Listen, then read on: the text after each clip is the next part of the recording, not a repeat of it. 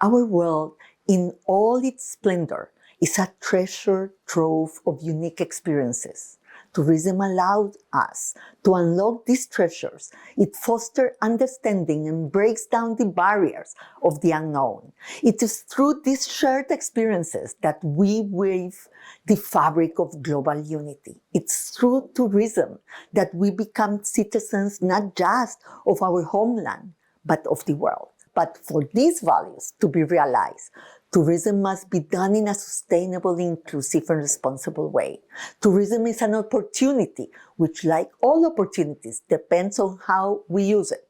This requires conscious public policies, the promotion of formal jobs, respect for local communities and the environment, and the inclusion of micro, small, and medium-sized enterprises in the tourism economy.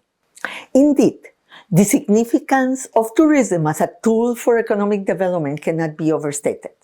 Prior to the pandemic, the sector accounted for around 30% of the world's trade in services.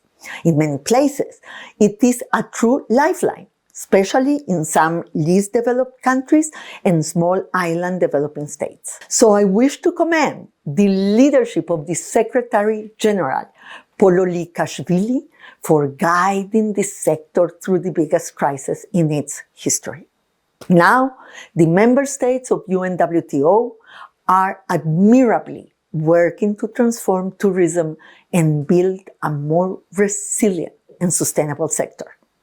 The United Nations Conference on Trade and Development will continue to work closely with UNWTO around our shared goals and vision.